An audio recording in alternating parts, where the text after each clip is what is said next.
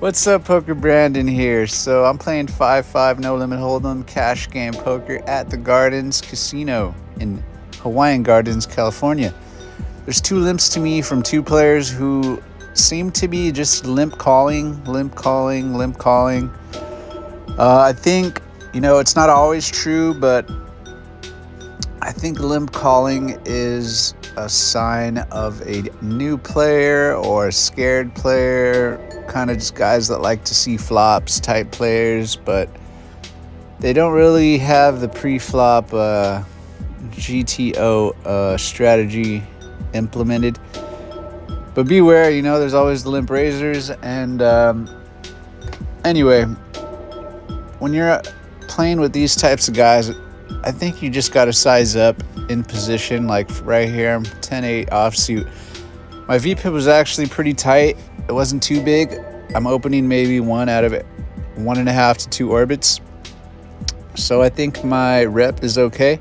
I open a 40 and I'm fine with stealing this pre-flop or playing heads up because I'm in position and I think I'm just better than the table. Excuse my cockiness. But I get heads up and I go 1v1 with the low jack, who seemed to be a trying player. He was trying. Yeah. Flop is 10-5-4. So I flop pretty much like all I want to see when I have this trash hand 8-10 off on the cutoff in position, heads up pot. I'm pretty much happy with this flop. It feels like I have aces. So I think after a check, I'm just always now, because I bet 40 and I got the call and I have top pair, I think I'm fine with just winning. I'm just fine with taking the pot as is. I'm fine if my opponent folds. So what I do here specifically is I target a flush draw. It's kind of very specific to target, but I feel like, if my opponent has a 10 and it's a better 10, I'm just going to pay him off.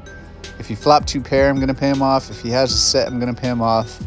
He should not have any overpairs. So I bet 80, and I just want him to either call the 80, and I'm just going to shove on any turn because all the overcards are going to look good for me. Actually, if he calls the 80 and it's a diamond, I'm probably not going to shove. But it doesn't matter because he shoves on top of my 80. And I think that when he does this, it's just always a flush draw. So I'm fine with making the call. I actually snap call this. There was no thought, but I have a delay set on just so I could talk about the hand. But yeah, so I just put him on any flush draw here because he's limp calling and he's been doing it for about 20 minutes.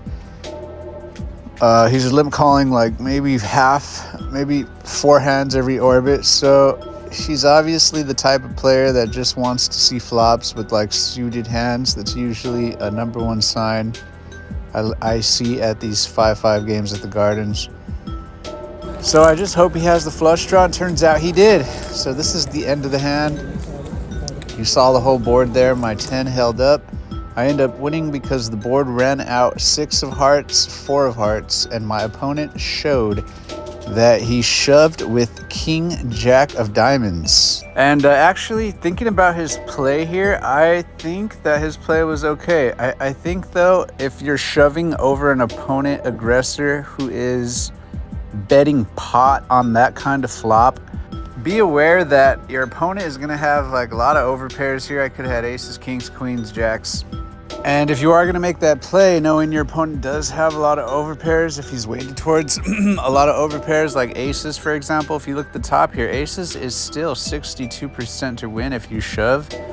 And even if the ace is not a diamond, right? 62% to lose. If it is a diamond, now he has 67. So if you do have the king jack suited hand in this spot and your plan is to shove, I think what you want to have more is more fold equity, because if you are getting snap called, like even if I had queens, for example, you're up against a 54% chance, and then you're also up against a 56% chance if the queen opponent has a queen of diamonds. So, I mean, realistically, if you're going to play poker for a long time, this is actually a losing play if you put your opponent on aces or queens here. I'm not going to go ahead and go over kings or jacks because you're blocking kings and jacks, so should be less likely. But kings is going to be more of like the aces percentage, and then jacks is going to be more like the queens percentage. I think it's actually going to be just slightly lower than queens. But yeah, but I mean, in here, my opponent actually did, I guess, make the right read. He put me on, at best, a 10. So he was right. And yeah, so he did get his money in good. He had 2 overs and the diamond draw. Now, I'm not sure what he was thinking. I don't really know that he put me on a 10 because I did not show any weird hands at this session. I did not. I don't even think I got to a showdown. Yeah, no. I didn't even show a showdown. So my opponent must have just went with flush drawn 2 overs. Now, just because you have a flush drawn 2 overs, I think you should always remember that your opponent, if weighted to more over pairs, your money is going to be getting in bad if you don't really have the fold equity, because over pairs are probably 90% calling every time. So yeah, just keep that in mind if you're ever playing and you want to get your money in good. I guess, you know, if you're gambling and you don't care and you just, poker's fun, go ahead, you know, get your money in on the 45%. Same thing as ace king offsuit pre-flop versus a pair, right? So I mean, I guess, you know, in the long run, logically it's supposed to be a losing play, but if you're there for a good time, 45% is 50%, right?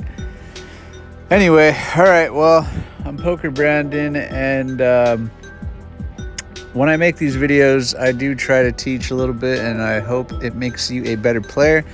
And if you think I'm a bad player, well, then go ahead and watch the videos, and then you can see how not to play. So either way, regardless of how good I am, you can get better watching these videos, and I'm thankful that you're watching because, I mean, I guess even if you don't, I guess, you know, I don't even care if you watch, really. But I like that you're listening and watching if you are. I'm Pokerbrandon, and thank you and goodbye. Till next time.